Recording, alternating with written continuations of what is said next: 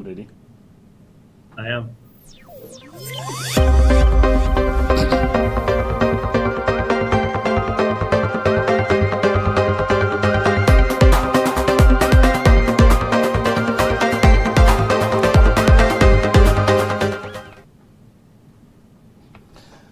Yeah, hello, good afternoon, good morning, good evening, whatever you might be joining us today. We are coming live from Minneapolis studios here in the snowy Minnesota.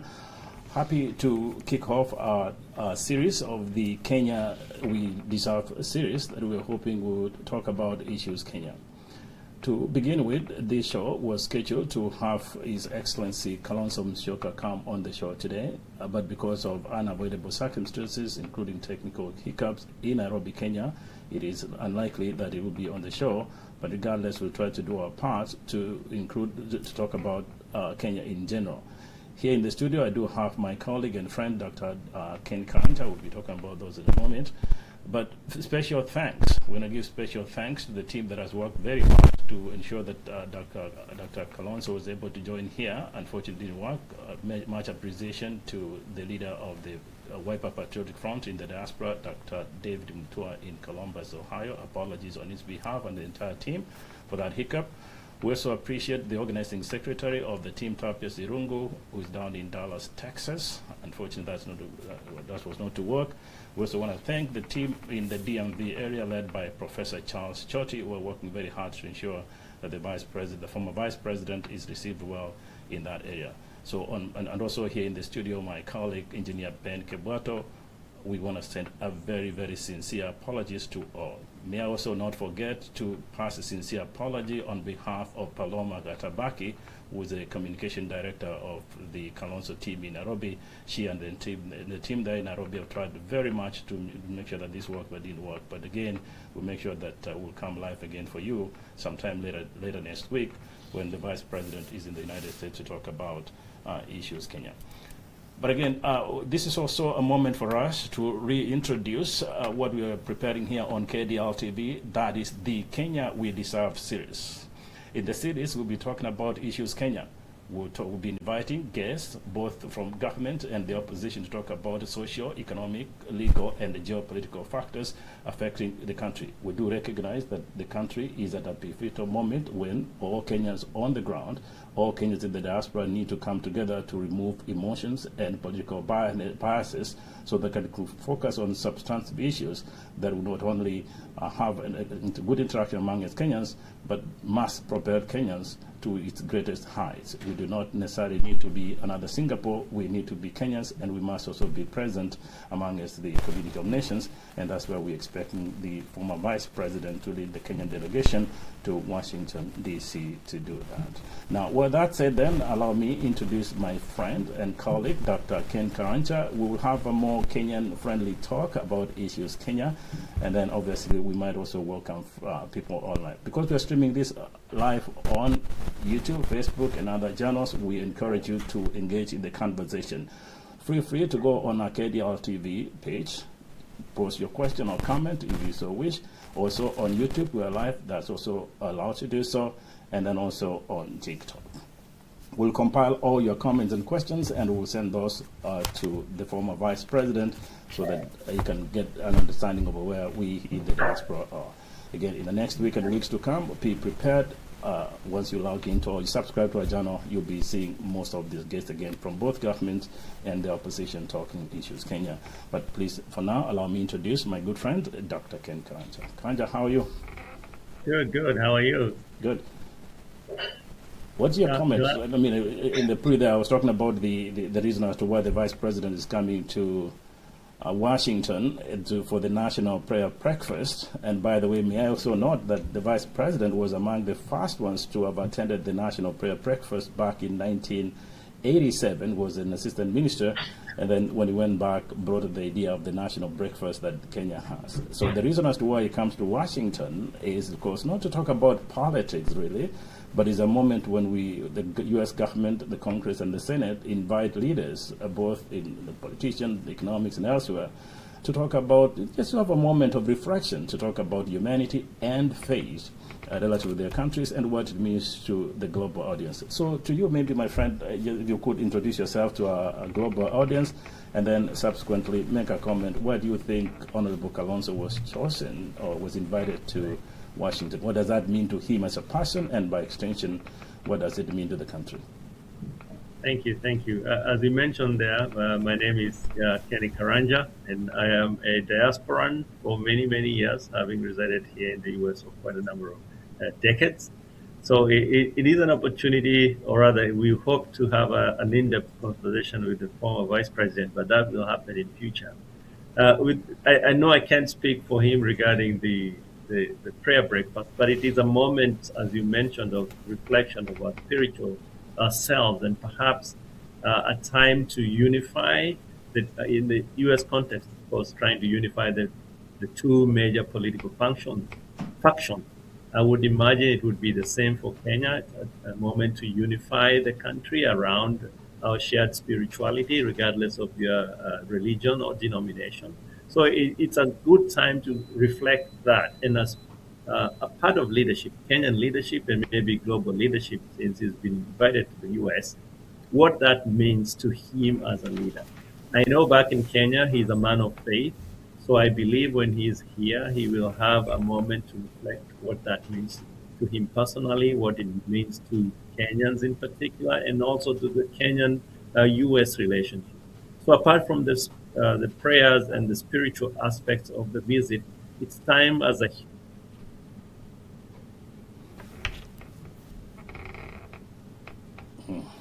frozen there.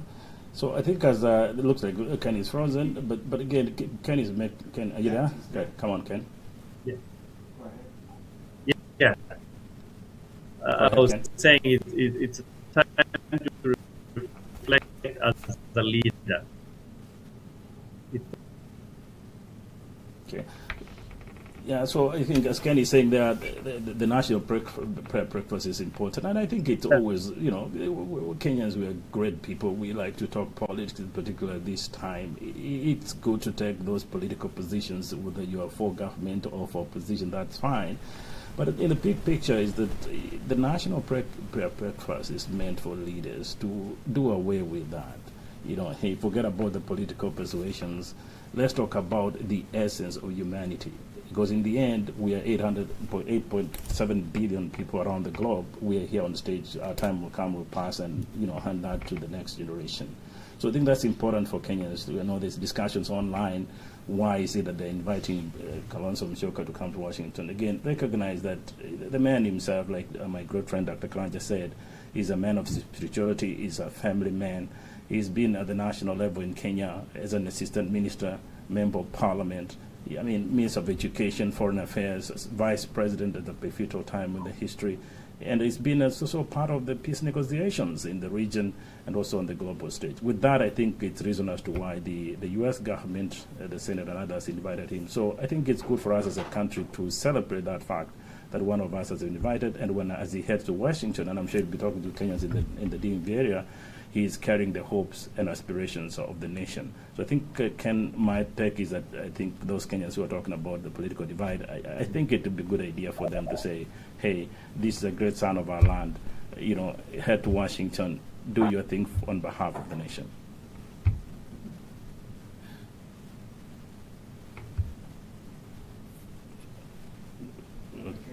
Ken is frozen? Ken is frozen? Go ahead, bro. Yeah, Kenny is there. Yeah. Go ahead. So Ken, are you there? Yeah, looks like Kenny is upstairs there. Looks like he's a bit frozen, and we'll make sure that works. So that's the essence again as we work on having Ken come live. We're also encouraging our people in the East Coast, those ones in Maryland, those ones in Delaware, those ones in Virginia. Again, as any of our politicians, including Honorable Kalonzo Musyoka coming to Washington, our team down there, led by Professor Charles Church, will work very hard to lay ground for them to come. Please turn up, go attend the event. Have a conversation. If you have any questions, feel free to reach out. And I think as we do so, let's be as constructive as we possibly can. but importantly focus on how we move the country forward. So Kenny, you just came back from Kenya not too long ago. What else did you see on the ground?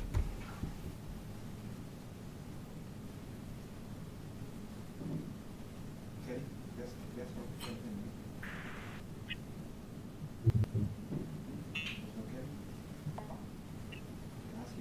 okay. Can you hear us?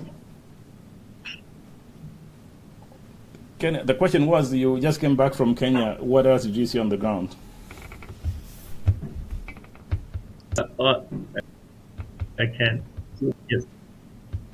Kenya is, as we all know, it's right now everyone is looking forward for a new session. How that looks was. What we know is that we have a sitting president right now who is doing their best country. So for the time being, we support him and we wish him the best. He succeeds, it's imperative for us to listen to what he has to offer, but also understand that they still need. We have healthcare issues that are pending. People are there's a huge increase in cancer occurrences in Kenya. People do not have access to quality health care, access to affordable health care. Everyone is crying that the new system process is not, so it is behind the president. Those issues, everything, a change. So if the Kenyan citizens feel that they need a change in some other direction, Kenya is right. So I just mentioned that there is a security, the enemy disease, very agitated. If you remember, when we grew up, maybe I'm dating myself here.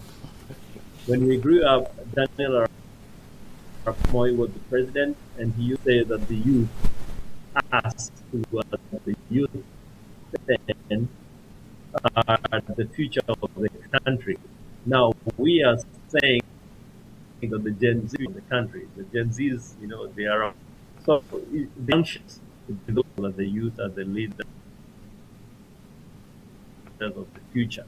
Looking at their future, they are looking at the future is affected by the health. That future is impacted by they are raising children themselves, the economic wealth, so the significant they're asking, and that leads to the question, here, how does that election look like? Have reached the certain milestones that they had promised.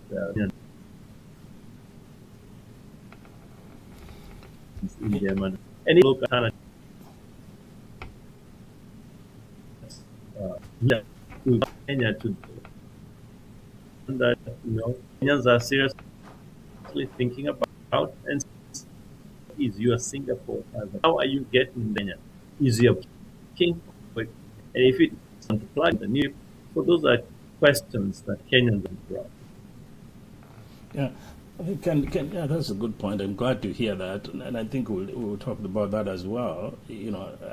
As people who dearly love our country, right? If the circumstances are okay, we'll go there, and that's why we always travel home to see the country. You make a very good point. We're saying yes. At the end of the day, regardless of which political party, if there is any, or whatever political position you follow, in the end, we have a country to protect. That's important to note.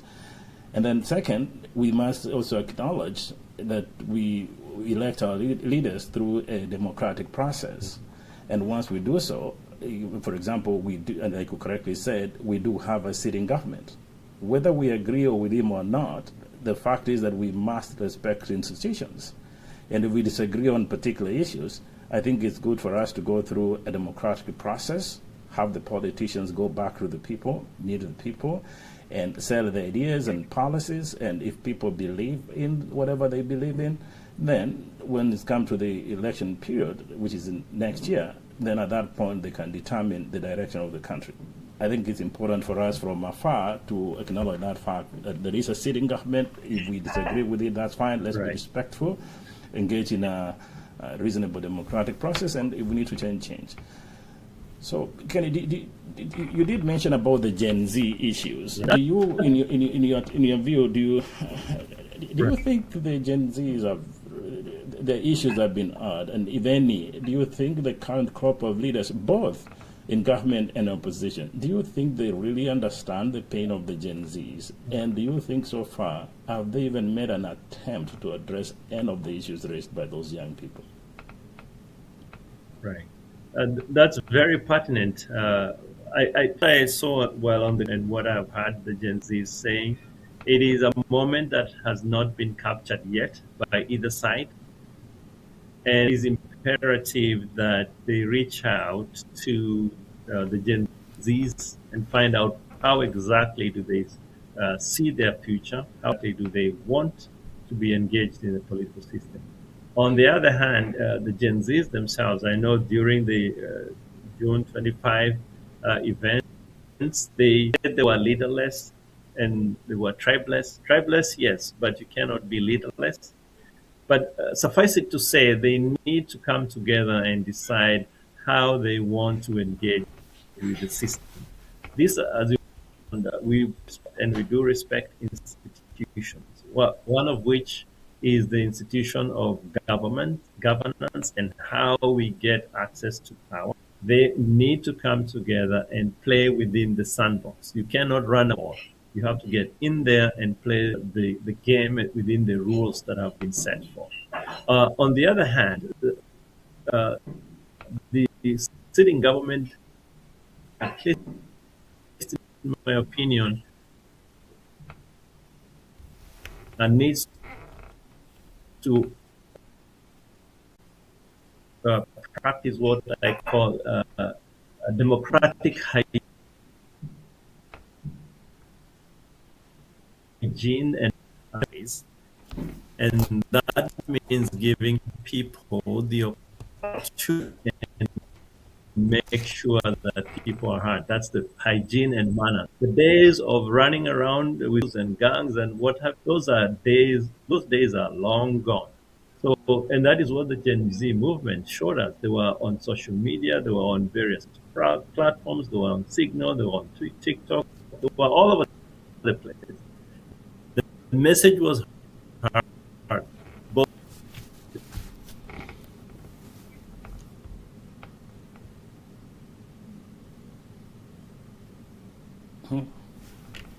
Do we have Ken frozen?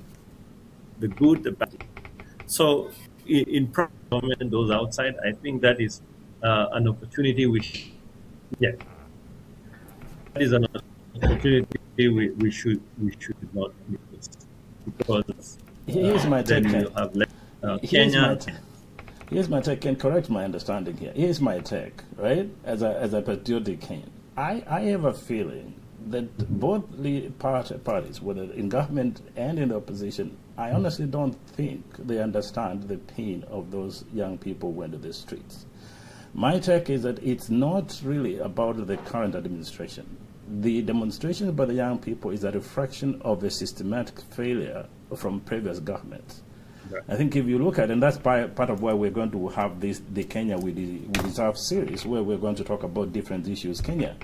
I think if you look at the education system, really, it's difficult to understand which system of education is working at the moment. And that is the system that's produced those jobless young people in the streets. So that's really not the current administration, but it's failure from the previous systems. If you look at the legal system, we're hoping to talk about this with Alden Kalonzo. I mean, the legal system is really a problem. I haven't seen since independence the big shots in Kenya go through the court system and found guilty and pay the price for it. It's the common person who goes through that. So really the legal system has not been addressed well. I was in Kenya last summer and went to Savo. You look at Kenya, which used to depend on tourism industry. That industry at the moment is almost non-existent. So you see, that is taking away what could have created jobs for the young people. I mean, you look at the healthcare system. They're talking about the SHA. Somebody was telling me it's not SHA anymore, it's shambolic. So if you look at those, it's really a systematic failure. And the climax of which I will also seek your opinion, Kenny, is like as soon as these young people went to the streets, there was this handshake between the opposition and the government, and a few individuals were appointed to the government. Did those people really understand the pain of those young people? And if any, since they got to the office, have they addressed any specific needs of those young people, in your view?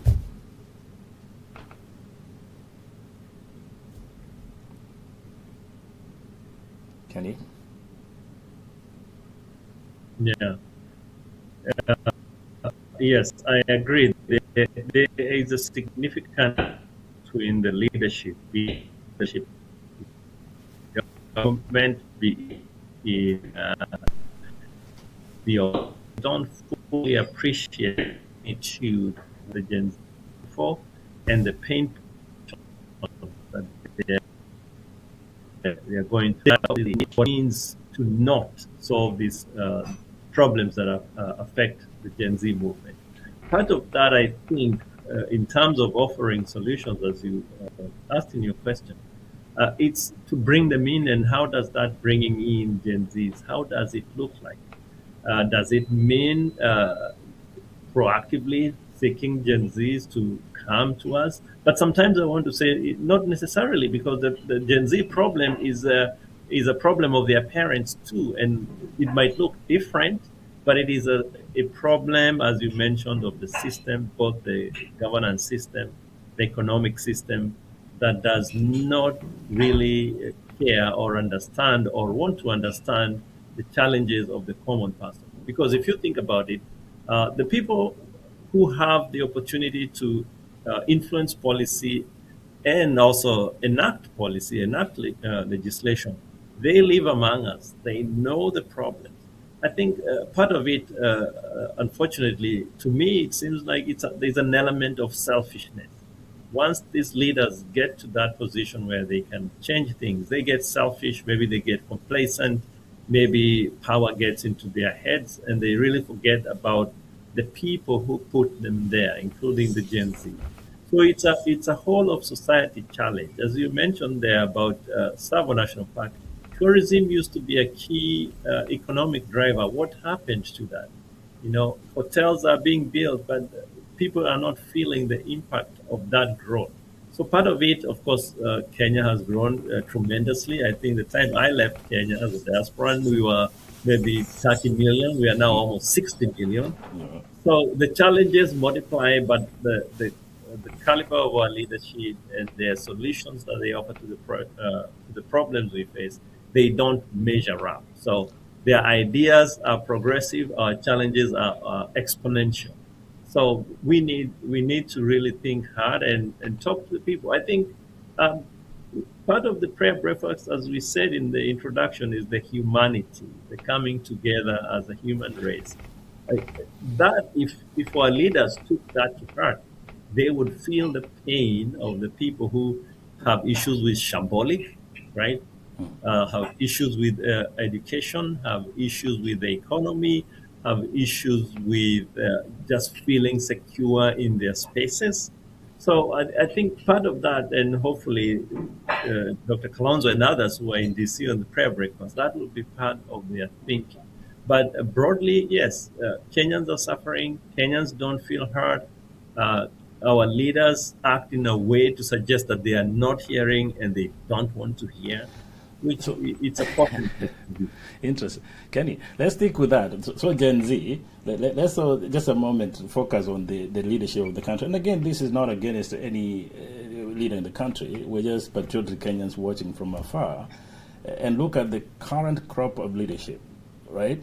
So my take here, since the elections, what I have seen is politicians talking about 2027. The problem I've had is really seeing these leaders, including those in the opposition, talking about substantive issues, right? We're talking about, do we front one candidate every single time? It is about 2027. I have struggled to see a situation where they're talking about, hey, let's look at the infrastructural system of our country. If we're going to be Singapore, then we need to improve the infrastructural services. if we are having this politician visit, including Honorable Kalonzo visiting Washington, the hope is that you're going to work on bilateral agreements. We haven't seen that. We haven't seen politicians say, like for example, the sports industry in Kenya. There are times when young people could proudly carry the flag of the nation around the globe. We don't see these politicians talking about that. I see them supporting us and others. You talk about the agricultural sector, which is the product of what made us be people. We're not seeing those guys in the opposition talking about, hey, how do we make sure that Mama Mboga, Mama Kuku, all these people are uplifted? It's all about how do we feel one candidate against the sitting president. Do you, in your view, and again, just as an ordinary Kenyan, do you think we are missing an opportunity here and that we're not really sending a good message to the next generation as to what leadership really means, particularly in a competitive economy like this one? Right. I think the focus right now has been the clarion call I'm hearing of one term means removing one person.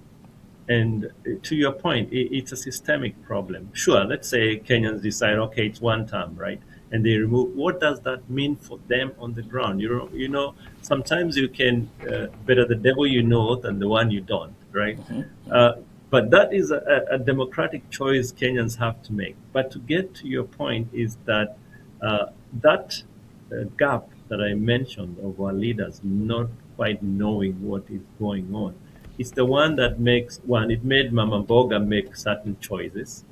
And the same Mama Mboga is now crying that the little money they had in their pocket, they were supposed to get more. Now they're getting less in terms of higher taxes, and they're not seeing where those taxes are going. So the people can see the dichotomy of what the leaders say and do, and what they promise and what they don't promise.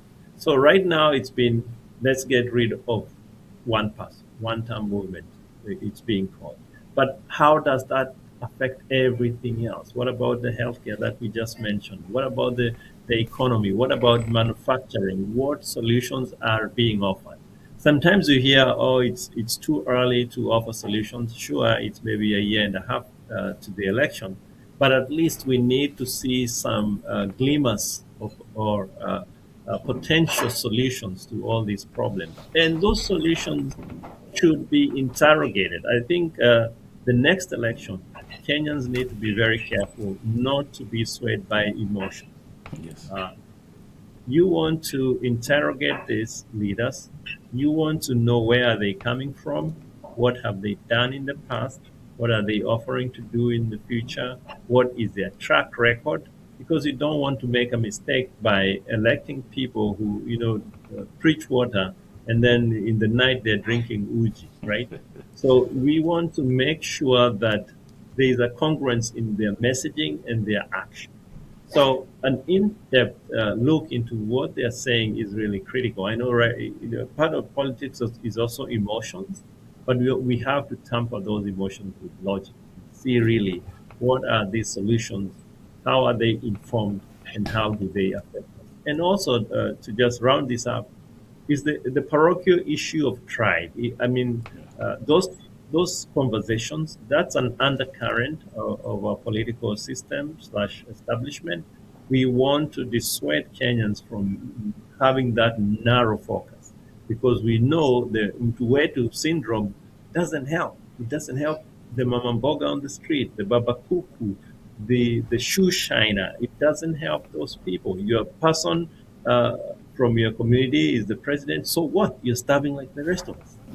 So it is something it's a mind shift. But I think back to the Gen Z, what they showed us, that is a mind shift that can happen. But people have to be willing to make that change. Actually, I was in Nairobi. I was in Nairobi, and apparently just got to Nairobi on that day, when both years, last year and the previous year. And what struck me is that for the first time, well, in the university, we could go to the streets and demonstrate and talk about tribal linings, but it was the first time that I saw young people go to the streets and nobody was talking about their tribe. An interesting part was also that I saw a lot of young women in the streets fighting, right, to the extent that they were able to get to the parliament buildings.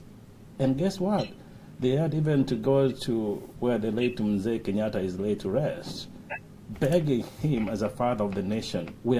For me, I interpreted that to mean that we are lacking the leadership that is so needed in the country. There is a lack of a father of the nation. Now, let's get back to what troubles me. Again, we talk about the president, then went up with the current government.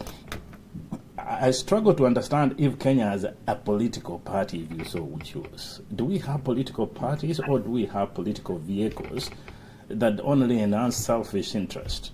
Because then if we're talking about the opposition, quote-unquote opposition, and no disrespect to the opposition, we're Kenyans and we're so passionate about the country and we needed to move forward. The question is, if these leaders want one party, how are they going to harmonize, if any, their political beliefs or their policies? So if you talk about the Jubilee, for example, what does it stand for, right? If you go to UDA and these other parties, what do they stand for? If we say tomorrow you choose one candidate without talking about the substantive issues that are affecting Kenyans, then how are you going to live up to what you promised the country? I feel that that's really unfortunate. And I think when we talk about, again, talk about Kenyan politics, you got to talk about the tribalism, talk about the isms of maybe Moi, Kenyatta, and others. But surely, right, 64 years after independence, and we're still talking about tribe, that is as unfortunate as you can tell. And I think if we can give the young people the opportunity to express themselves, not violently, but through a democratic process, whether it's on ground or online, I think it's important that the current leadership, both in government and opposition, really sit down and reflect. As the Vice President comes to Washington, is a moment of reflection. Reflect on what it means, having that position, what it means for the next generation. And if 60 years from now, we're still going to talk about tribes and a political partyless nation. Right. That's my take. Right. I think you have a point. I don't think we have ideologically driven parties. The past election did try to bring some form of ideology into the system of the bottom-up approach, where it's the masses that are coming together to elect leaders who will then change their predicament. But we have seen that was really, I don't want to call it a red herring, but they made the choices, but the outcomes were not what they expected. So there was some alignment of some nascent ideological-based political organization. Going forward, we hope that could coalesce into a meaningful political boundary, so to speak, among which we have different political parties that espouse specific ideological preferences, both political, social.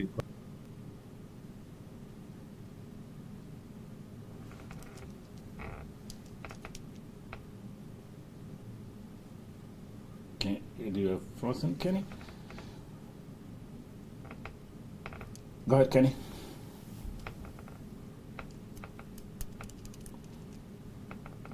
Yeah, I think, while we work on getting Ken there, I think it's frozen, by the way, is upstairs. So I think Ken is making a key point. Yes, politics is emotive. That's fine. We do use emotions. And politicians are always good to use emotions to meet their personal needs. That's understandable. That's why they're politicians. And we've seen, key terms come up. We've heard of the sounds of the wheelbarrow. We've heard Mama Mboga. We have heard of the hustler nation. We've heard of the bottom-up economics. And then recently, I think that was associated with the Vice President Kalonzo Musyoka talking about the Rutopotomism. Whatever those terminologies mean, really, we don't know. If they cannot produce put food on the table, then that's very bad politics. And I think it's important for us to say at this time in the history, as people start gearing up towards the elections next year, particularly the young people, is remove the emotions away. Just because somebody's coming with these catchy words, that's not enough. It must go beyond that. Is this going to change my life in a positive way? If it is, then it's okay. And then if politicians are going to align, like we've seen in terms of regional alliances, we don't talk about let's go to Kikuyu land, let's go to Kisiland, let's go to Mrembe Nation. That is an interest of meeting your selfish needs, but also recognize that Kenya is not an island of its own. Kenya is a country amongst the community of nations, and that's why The vice president is coming to Washington to meet leaders from around the globe. And what they're going to discuss is reflect on what they're doing in their respective countries. And then as they go back to their home countries, go with those ideas on how we can better humanity around the globe. So I think it's important for the young generation to focus on that. Let's not put emotions first. Let's look at substance, and let's demand that whoever fronts him or herself as a leader must be as specific as possible as to what he or she is going to do, and then let's look at the track record to inform what it is. I mean, if you take, for example, Honorable Kalonzo, not any bias, but you can tell. He's been in public office. He's been tested as an assistant minister. He's served as minister in different ministerial positions. He served as Minister of Foreign Affairs. He served as Vice President during that time. We can track that record to determine if he deserves to be in the office. We can go to the other candidates. Fred Matiang'i, for example, did a great job during his time as Minister and Chief Secretary.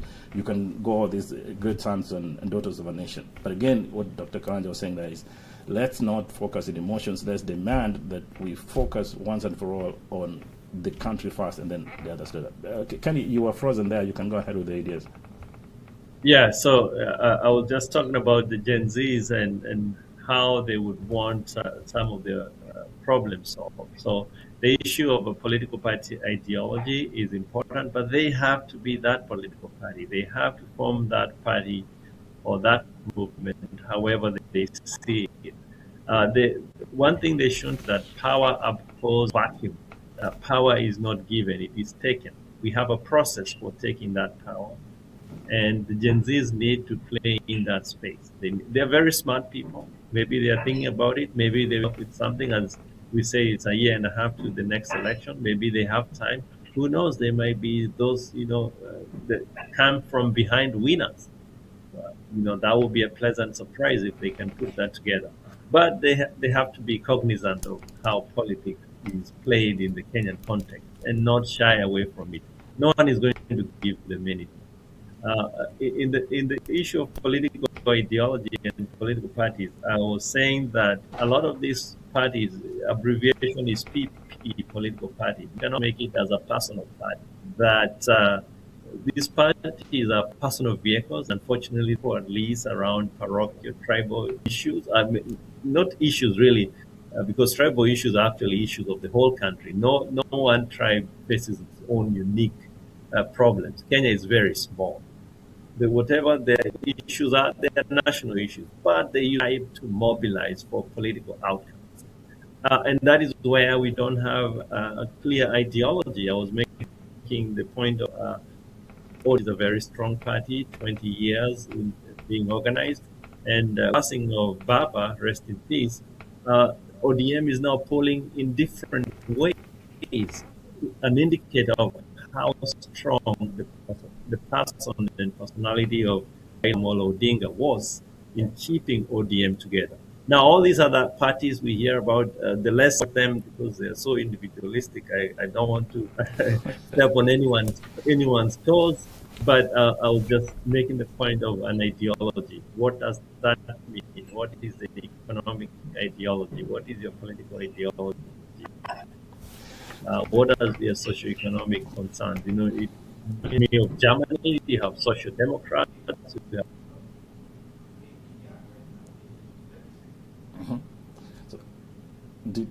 Hopefully, we will get there with the Gens.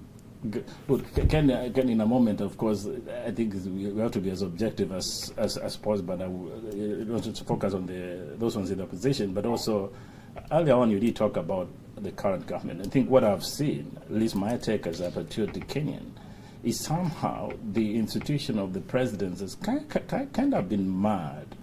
Unlike those days when we had the late Kenyatta, Moi, and then Kibaki, there was a sense of respectability that was associated with the presidency. But I think in the last 2 or 3 years, some of the terminology and the mannerism in which we've approached the current president, do you, maybe for me, I think it's, the language hasn't been very good, and it doesn't reflect very good on the institution of the presidency. Do you see it that way, or is there another way maybe we should rethink how we approach these institutions, particularly the institution of the presidency? Right. I think, and I'll go back to, I'll hack into the days of institution as it was being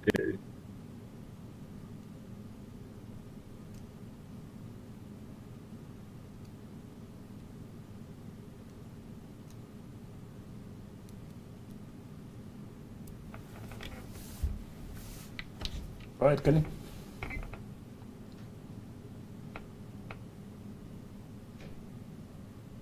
Yeah, looks like Kenny is also frozen. Ben is frozen. He was just talking about the institution of the president. Sorry, we apologize for that technical issue there, but we should be able to get Ken back. We're just talking about the need for respecting the institution of the president. And I mean, again, we can have political differences. That's understandable in any democratic process, including the U.S. You see people in the far left and the far right have differences of opinion relative to the president, but when it comes to protecting their very own, that's fundamental. So I think as we talk about politics in a nation, let's also be respectful of the institutions that we have, and those ones who have the privilege of being in those institutions. I think it's important for also to respect those institutions. You can have your selfish goals, that's important, but as soon as you have that position of power, please respect that institution, because it's not just yours, it's about building the future of the nation. So we're working, my colleague Kenny's upstairs. It looks like he's frozen. We'll get him back live, and then we can dive quickly. Let me see if Ken is back. Ken, are we good?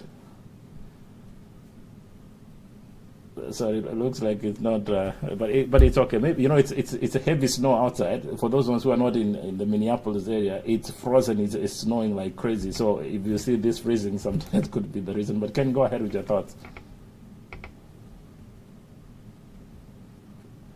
Audio.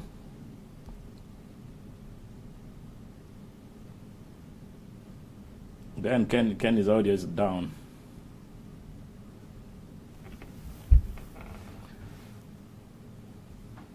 That the anger of the masses doesn't get transferred to him as the president, because he wants to keep that unifier symbol.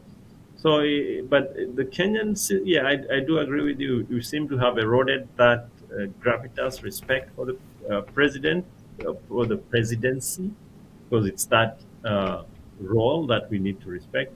And maybe you could say it's also a good thing, because it removes that aura of kind of a dictator, that you can tell us what to do, and I will not listen to you if I am the president. So maybe it goes two ways. In my opinion, the ideal situation would be, yes, dial down on some of the rhetoric, celebrate the president for what he is doing now, because it's not like he's sleeping and doing nothing. It may not be up to the standard and expectations of the voter, but he is doing something. Give him that chance to finish what he's doing, and then make a judgment when that time comes. But yes, some respect for the president. The presidency should be part of our political conversation, and the political hygiene and manners that I talked about. That's a good terminology, Ken. I didn't know much about political hygiene. Trust me, I'm gonna look that up. So, Ken, before we finish up, I'm sure that our friends in the DMV area are watching, and I'm trying to avoid the role of the diaspora in the social, economic, and geopolitical development of our nation. But also, maybe we just talk briefly about the diaspora. I think historically, Kenyans, we do work extremely hard. It seems to me that the Kenyan leadership, so far, both government and opposition, seem to see the diaspora from that perspective of remittances. This is how much money you guys can send to the country. My take is that if that is how you're going to look at the diaspora, I think that's a very narrow way of seeing the collective intelligence of the people in the diaspora. Here in the diaspora, it is our very nation that has produced these great people that we have. We have experts in almost every area. We have people in the healthcare industry, we have people in academia, we have people in engineering, we have people who started businesses and doing great things, we have people in sports, and we have now people even in legislative offices. I think the understanding of the leadership in Kenya has been narrowed to just remittances. And I'm sure our friends in the DMV area wants to engage with the vice president. Those are some issues they're going to engage. So as we head into the political season next year, what role do you think we here in the diaspora should play beyond remittances? Because I think when we talk about remittances, honestly, is a collective insult to us. What role do you think we should play? I think, first of all, I will give kudos to the current government because they did do something that no other government has done. They established the State Department for Diaspora Affairs. So that is a positive thing. It is doing some of the work that, the mandate that they were given. So yes, we will congratulate the president for doing that. On the other hand, for more generally, the diaspora is more than remittances. I think part of something that hasn't been tapped into is things like technology transfer, ideas transfer, investments beyond, of course, totally beyond remittances, because remittances are really consumption money. Looking into ways where the diaspora can invest in projects, big projects. If you recall, the Grand Dam in Ethiopia was built by diaspora bonds. The Ethiopian government floated a bond to build that mega dam, and it was built by Ethiopian diaspora. Something similar could happen. I just saw the construction, but that one is using money from the pension fund, from what I gather, which is very risky because when those people are retiring, they need their money. You cannot take away money from a 60, 70-year-old. So hopefully they will use that money prudently to build that road, and the road will bring income. However, they could very well have done a bond to build a road. It's less risky. Of course, it's borrowing, though. There is a risk attendant to borrowing. So that is, the diaspora in infrastructure development. There is diaspora in terms of things like manufacturing, engaging people in the diaspora who are well versed with the new technologies. I know a couple of very brilliant Kenyan engineers at Google, at Microsoft. Question is, why can't Kenya be the AI frontier of Africa?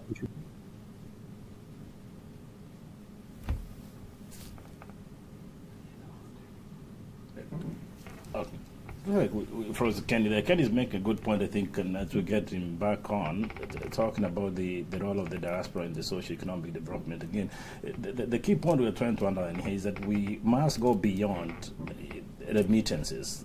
We have now millions of Kenyans scattered all around the world who are experts in different areas. Like I said, there are people in academia, there are people in the medical industry and others that are doing great.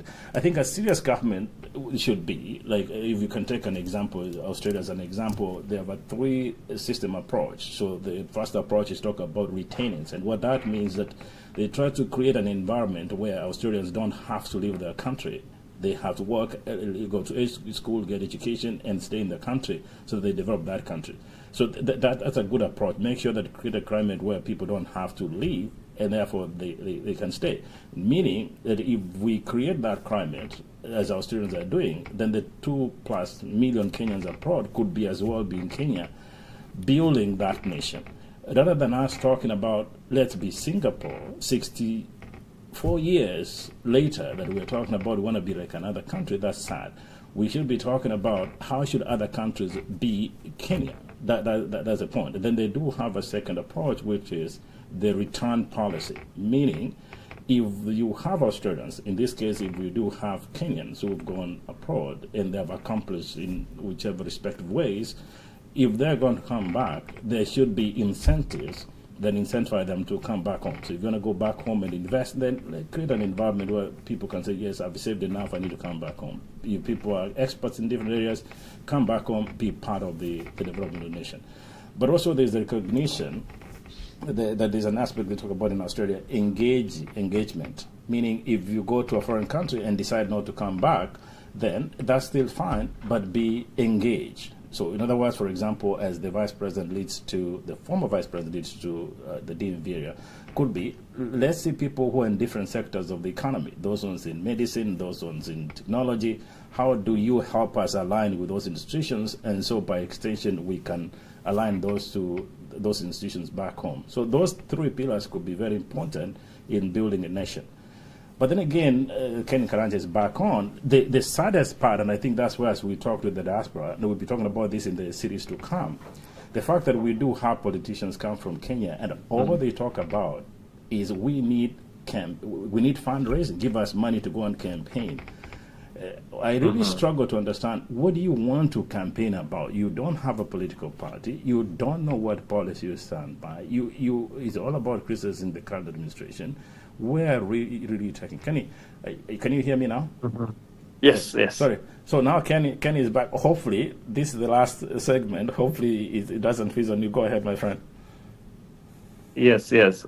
So to the point you are making about fundraising, I think unfortunately, and I hope that's not the case, whenever we go to Kenya, we are seen as ATMs or teller machines, cash teller machines. Now this money is hard-earned currency, so it has to be respected how it is obtained and how it is spent.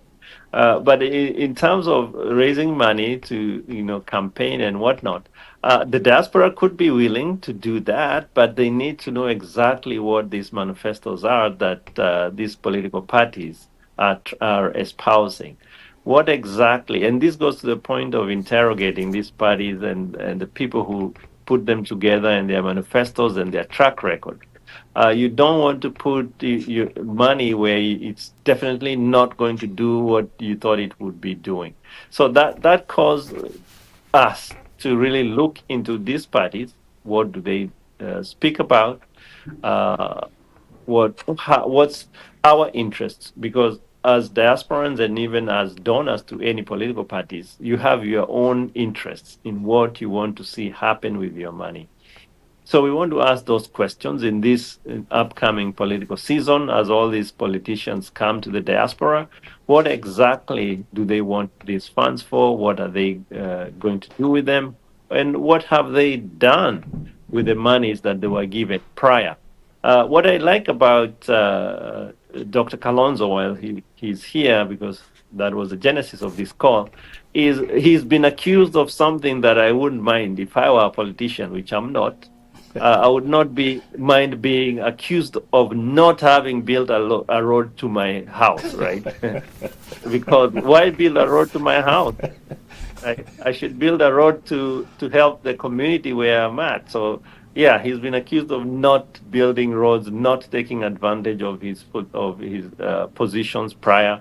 So that is not something that should be bad. It should be celebrated. I mean, I don't have to take public money for personal gain. So those are some of the questions we should ask before we donate to these parties. Okay, good. So it beats me, and I've been in these meetings sometimes. You have these politicians come, not just one, but they come as a delegation of 5-7 Right. people. For example, from my villages in Kisii, they get to Nairobi, get air tickets to America, and they want to crisscross the U.S., go to the DMV area, come to Minneapolis, go to Dallas, Houston, and Seattle, because they want to raise funds. Then you go, wait a minute, how much money did you spend coming here? You could have stayed Right. back home, used the same money, rather than wasting all this taxpayers' money to the U.S. So you make a good point. I've also been of the opinion, yes, welcome, let's have the politicians come to visit. But I think the bigger picture is let's hear where you stand. Not just stand, but what have you done, and try to provide specific actionable steps that you're going to take to make sure that we change Kenya to the better. It's quite frankly, just because you want to be in a position is an embarrassment. And it could be as well get to a point where we in the diaspora come together and say, hey, just like we are having that coalition, opposition coalition in Kenya, let's all have a coalition here in the U.S. where we have a template. Any government official who is visiting the U.S. must come to the U.S. based on these factors, right? Show us what you've done. Show us why you're coming here, right? If we contribute, how are these funds going to affect the common person in the country? I think that way, that's the best way, with at least cap these politicians from misusing taxpayers' money and coming here, spending a lot of time without necessarily delivering anything. That could be one consideration, but again, that's a personal opinion. Right. Yeah, to your point, traveling all the way here and asking us to fund other subsequent activities, that can be painful, it can be problematic, but sometimes we have to roll with the punches, right? So, as I mentioned prior, or maybe I didn't, the late Rumsfeld once said that you don't fight a war with the army you wish you had. You fight a war with the army you have. So unfortunately, some of the political hygiene I just mentioned to you is lacking. And it's up to us to clean it up and make sure that you're getting value for money before we host these politicians here.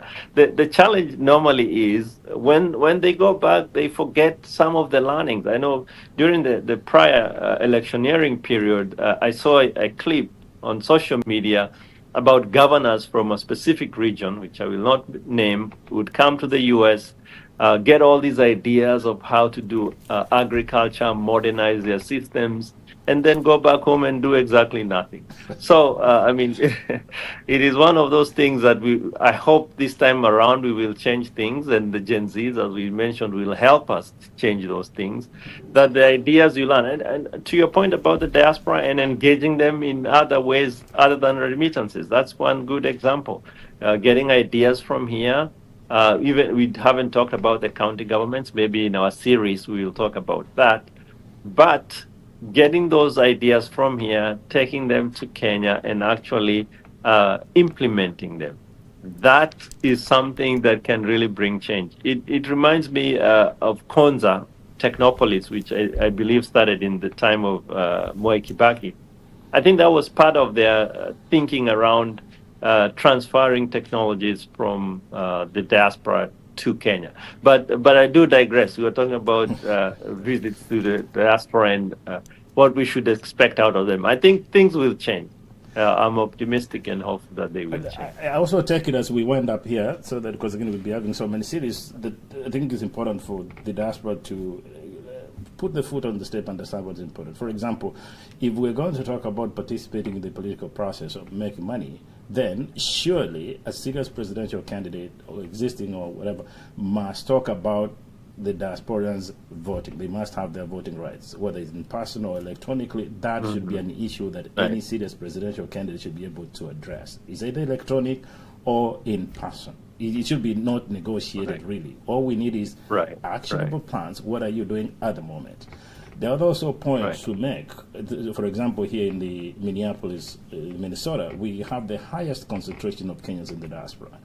And we do send lots, millions and millions of money to the country. I think it is disrespecting the entire effort of the 20,000, 30,000 Kenyans in this part of the world, that they don't have even a consular service. I think any serious government, existing or those in opposition, should at this point be talking about how do we make sure that we bring services closer to the people, just like we have those county governments in Kenya. Make sure in highly concentrated areas like Minneapolis, at the very least, there should be consular services. Areas like Dallas, Texas, covers that part of it, Boston, Seattle, Atlanta, Georgia, and then maybe Florida, something like that. That should be an obvious issue that Kenyans should be talking about. And then, rather than us talking from afar, a serious presidential campaign should talk about how do we tap to the expatriates, right? Look at the different sector of the economy, in the socio-economic aspect, socio-cultural aspect. Who do we have elsewhere around the world, and how can they contribute to the homeland? If we're talking about education, we have a lot of people who have accomplished massively in the academic area. How do they contribute and improve the education system in Kenya? We have people in corporate America. How do they make sure that the corporate system in Kenya is improved? We now have people in government, in legislative sections. How do they make sure they work really closely with the parliament, the Senate, government, and county government to make sure that we're on the same page? I think if we can remove the emotions, as you said earlier, Kenny, and stick to our ground, that this is what we expect from you, at least this time in history, we don't want talk. We need clear steps on how to achieve that. I think collectively we can change the country to the better. Right.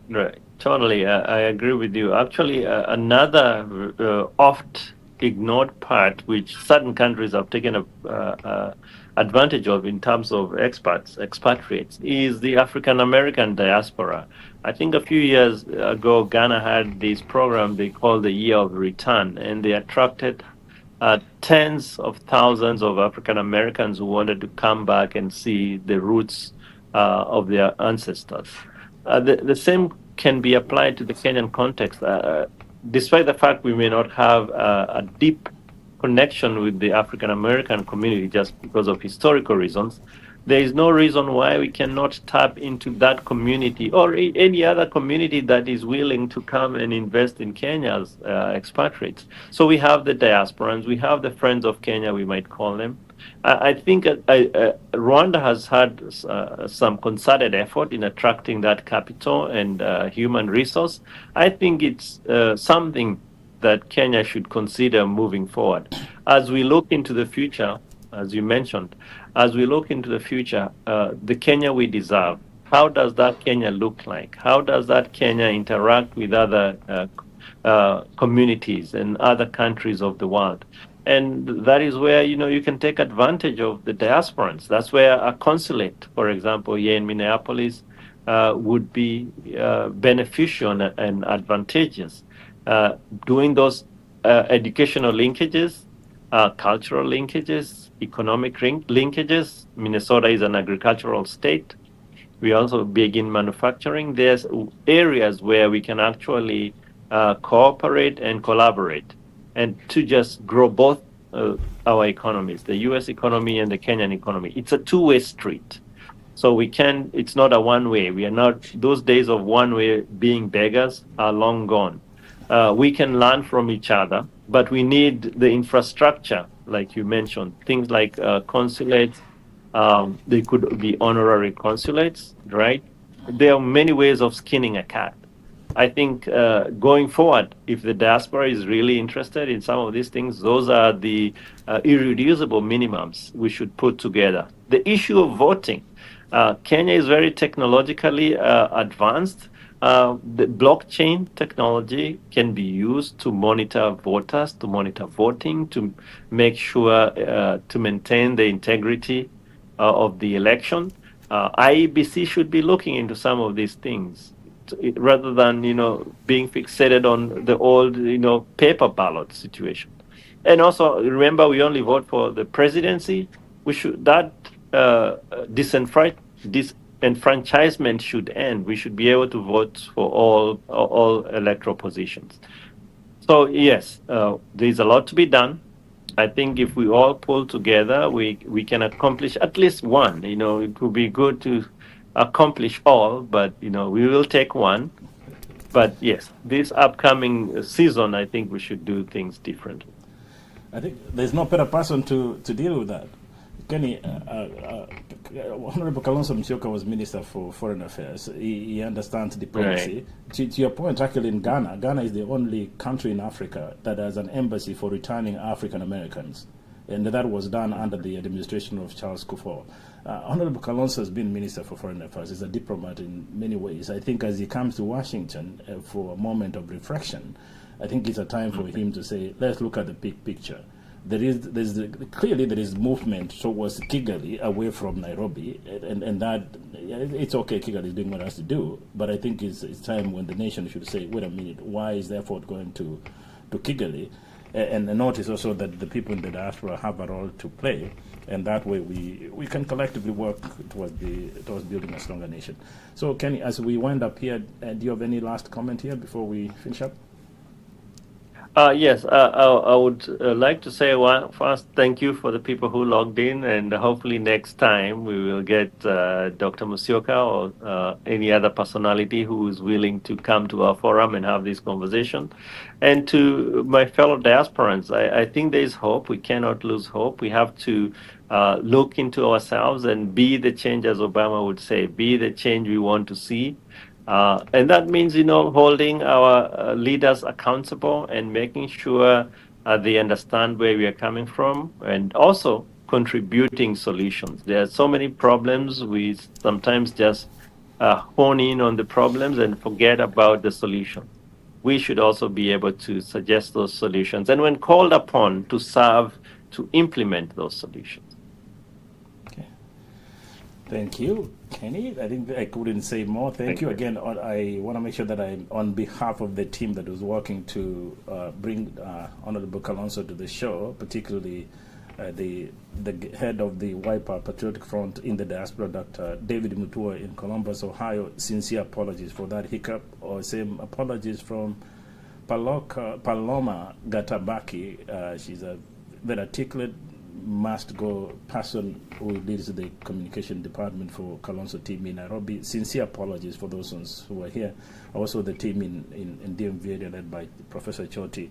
We sincerely apologize for that. But again, behind the scenes, we're working to make sure that once he's in the DC area, probably next Saturday, we'll be able to hear the events in the DMV area, and probably also maybe have a one-on-one interview during that time. But so again, as I conclude here, just notice that we are beginning a series. The series is entitled The Kenya We Deserve. This was to be the beginning. Hopefully those ones to come will be much better than this. We'll be inviting guests, both in government and in opposition, to talk about Kenya. And I think in those areas we're going to talk about the socio-economic aspect, we're talking about the legal aspect in Kenya, and obviously as we gear towards the elections next year, we'll also have a moment to talk about the geopolitical environment. So those who have any opinions, please don't forget to go to our page on KDRTV Facebook page. We are also available on YouTube and TikTok. Make sure you subscribe so that whenever we go live, you'll get those notifications. And if you have any thoughts on how we can improve this series going forward, feel free to reach us again, and happy to do that. So again, one more time, many thanks to my good friend and colleague, Dr. Kenny Karanja. Thank you for sticking with us in the cold weather and participating in this. We tried to make it, but it was not planned, but I think we've done well. Many thanks to the man who is taking care of the control room here. Engineer Ben Kimwato is on screen working out. Many thanks for doing that. And I think with that, thank you so very much. We hope to see you again soon. Thank you.